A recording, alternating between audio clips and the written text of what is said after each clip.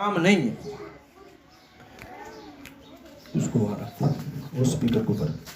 تو کیا فرمایا کہ جس طرح وضو کے بغیر نماز نہیں ہوتی بے عین، اسی طرح بغیر نماز کی اسلام نہیں ہے. الفرق بین العبد والکفر ترک الصلاۃ، نماز کا چھوڑ دینا انسان کو کفر سے ملا دیتا ہے. کتنے لوگ ہیں جو نماز چھوڑ دیتے ہیں؟ فرمایا ایک آدمی کے گناہ کیا کرتا ہے انسان. حضرت موسیٰ علیہ السلام وہ دعا مانگ رہے ہیں، حضرت موسیٰ علیہ السلام دعا مانگ رہے ہیں، بنی اسرائیل سب کے سب بیٹھ کے دعا میں آمین کہہ رہے ہیں، اور اللہ پاک نے کہا کہ میں دعا قبول نہیں کرتا، بارش نہیں ہوگی. اس میں ایک مجلس کے اندر گناہگار بندہ بیٹھا ہے. ایک گناہ کا کتنا بڑا نقصان ہے کہ نبی کی دعا، اور صاحب کتاب ہے وہ نبی حضرت موسیٰ علیہ السلام بڑے نبیوں میں سے ایک نبی ہیں جن کو اللہ نے کتاب دی تورات. وہ دعا مانگ رہے. بنی اسرائیل کا مطلب صحابہ ہیں، سارے حضرت موسیٰ علیہ السلام کے صحابہ ہیں، وہ مسلمان ہیں، سب دعا مانگ رہے. میدان میں جا کر اللہ نے کہا اس میں ایک بندہ گناہگار بیٹھا، میں دعا قبول نہیں کرتا. تو ایک آدمی کے گناہ کا اتنا نقصان ہے کہ اللہ پاک دعا نہیں قبول کر رہے. اب وہ حضرت موسیٰ علیہ السلام نے فرمایا کہ جو گناہگار بندہ وہ نکل جائے. پھر توبہ کا فائدہ کیا ہے؟ ہو گئے گناہ. دیکھیں اللہ کے بعد نبی اور فرشتوں سے گناہ نہیں ہونے، انسانوں سے ہی گناہ ہونے، ہم سے گناہ ہونے، یہ یقینی بات ہے، ہم سے گناہ ہونے، کوئی فرشتہ نہیں ہے. لیکن فرمایا کہ سب سے بہترین اللہ نے تو گناہگار کون سے؟ جو توبہ کر لے، جو معافی مانگ لے. اب ایک گناہ کا کیا اثر ہے کہ نبی کی دعا رد کی جا رہی ہے. اور پھر توبہ کا کیا اثر ہے؟ توبہ کا یہ اثر ہے اس بندے نے مجلس کے اندر بیٹھے بیٹھے سر اٹھائے بغیر، لوگوں کو بتائے بغیر، اظہار کیے بغیر، موسیٰ علیہ السلام کو بتائے بغیر، خاموشی سے دل میں کہہ رہے ہیں اللہ مجھے معاف کر دے.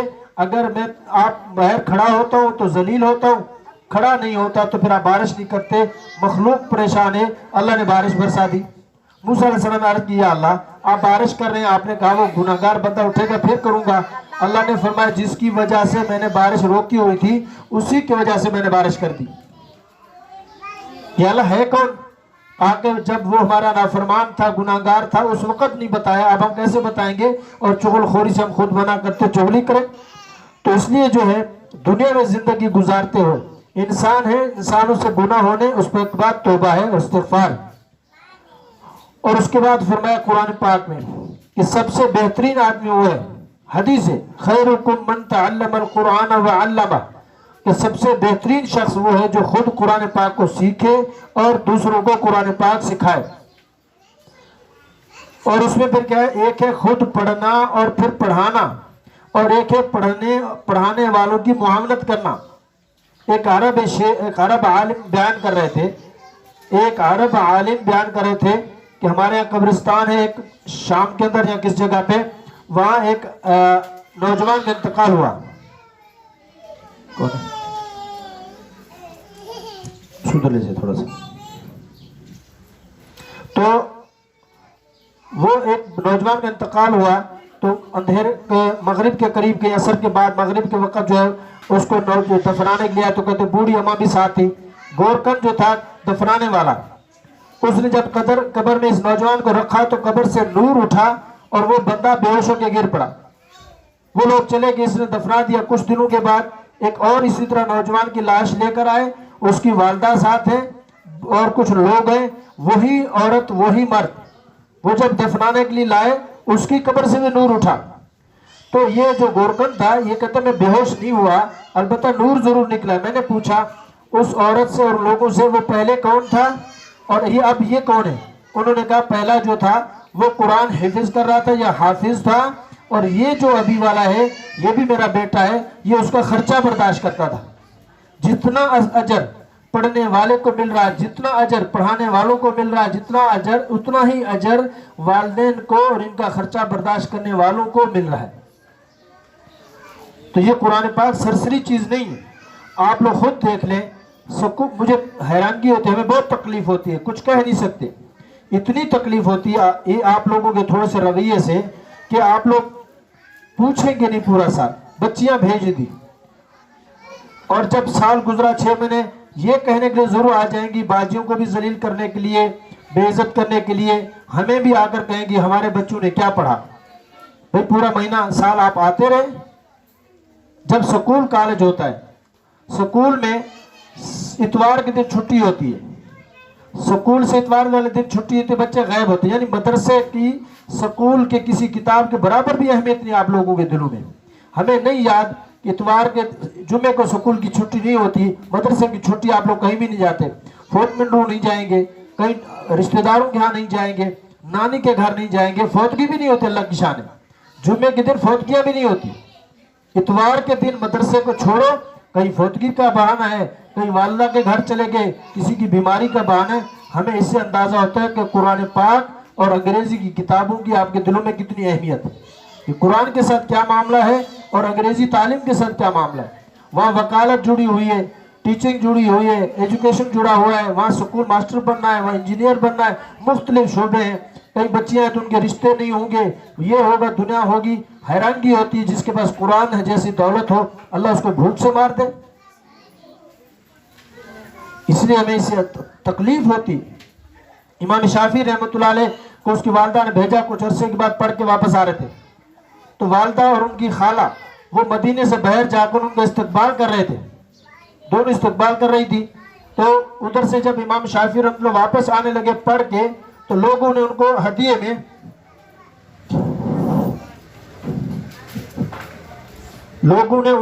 میں بکریاں دی، کسی نے مال مویشی دیے، کسی نے کپڑے دے دیے، کسی نے کیا کچھ دیا.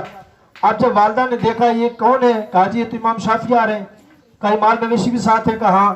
وہ دوسرے ٹیلے پہ جا کر بیٹھ کے ناراض ہو کے بیٹھ گئی. تو خالہ جا کے ملی امام شافعی رحمۃ اللہ علیہ اپنی والدہ سے کہا اماں جان اتنے عرصے کے بعد میں واپس آ رہا ہوں، آپ ناراض ہو گئی ہیں. کہا میں نے آپ کو پڑھنے کے لیے بھیجا، تو مال مویشی جمع کر کے لے آیا. وہ کہنے لگے حضرت اماں جان میں نے خریدے نہیں ہیں، میں نے کاروبار نہیں کیا، لوگوں نے مجھے ہدیے میں دیے. کہا نہیں، میں نے اللہ کے لیے بھیجا تھا، پڑھنے کے لیے بھیجا، صرف اور صرف مجھے دین چاہیے، تعلیم چاہیے. اسی وقت وہیں کھڑے کو سارا مال صدقہ کر دیا. یہ نیت ہونی چاہیے. مولانا عمر پالپوری رحمۃ اللہ علیہ، سنیں غور سے سنیں، یہ 2-4 باتیں میں کرتا ہوں. مولانا عمر پالپوری رحمۃ اللہ علیہ کی والدہ نے، وہ دیہات میں رہتی تھی، انہوں نے کیا کیا، اپنے بچے کو، مولانا عمر پالپوری چھوٹے بچے ان کو ان کی خالہ یعنی اپنی بہن کے پاس شہر بھیج دیا کہ کچھ پڑھ لے گی، کہ کچھ پڑھ لے گا یہ اور جو ہے کچھ بن جائے گا. انہوں نے شہر میں جا کر داخل کر دیا. تو سال کے بعد امتحان جب دیے تو بچے نے سب سے اچھے نمبر لیے، سب سے زیادہ نمبر لیے. تو سکول والوں نے بلایا کہ آپ کے بچے نے سب سے اچھے نمبر لیے، یہ پورے سکول میں سب سے ذہین ہے، لہٰذا ہم اس ایک تو سب سے اچھے نمبر لیے، اول ہے، بیٹا یا تو باہر کریں اندر کریں. اور دوسری بات کیا کہ انہوں نے 10 سے 12 سال تک اس بچے کا خرچہ ہم برداشت کریں گے، آپ اس بچے کو باہر سکول سے نہ نکالیں. ان کی خالہ بہت خوش ہو گئی. انہوں نے کہا اب جاؤں گی اور جا کر اس کی والدہ کو یعنی اپنی بہن سے بھی ملوں گی دیہات میں، اور جا کر وہاں ان کو بتاؤں گی اس بچے کی کارکردگی. اب جب گئی وہاں، ان کو پکڑ لیا، دونوں کو میرے پاس لے آؤ، دونوں ادھر آؤ. تو وہ جب گئی وہاں جا کر اپنی بہن کو بتایا کہ آپ کا بچہ بہت ذہین ہے، بہت قابل ہے، اور اس کے سکول والوں نے اس سے کہا اٹھو اور تم ادھر آؤ، ادھر آؤ،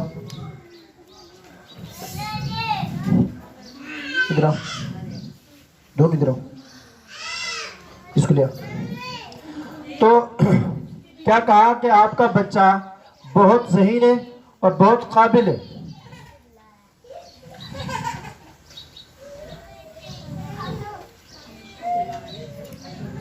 اب دونوں جاؤ، ان کو بلا، ادھر آؤ، اس کو بلا، ہاں جاؤ یار تم ادھر جاؤ. تو کیا فرمایا،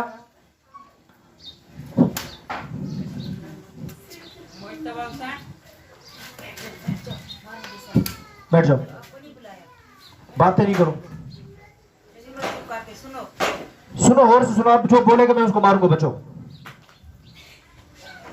تو کیا فرمایا کہ آپ کا بچہ بہت ذہین ہے، اس نے پورے سکول میں اچھے نمبر لیے، سب سے زیادہ نمبر لیے، اور سکول والوں نے یہ کہا ہے کہ آپ کا بچہ ذہین ہے، اس کے 10 سے 12 سال کا خرچہ ہم برداشت کریں گے، اس کو یہاں پڑھائیں۔ غور سے سنیں، ایک سمجھدار عورت اور دیندار عورت کی سوچ کیا ہے، اور جاہل، پڑھی لکھی جاہل اس عورت کی کیا سوچ ہے، غور سے سنیں۔ اس نے کہا کہ آپ کا بچہ، اپنی بہن کو کہہ رہی ہے، سکول والوں نے کہا ہے آپ کا بچہ بہت ذہین ہے، بہت قابل ہے، سب سے زیادہ نمبر لیے، 10 سے 12 سال کی ساری خرچہ بھی ہم برداشت کریں گے، اس کو پڑھائیں گے مفت میں۔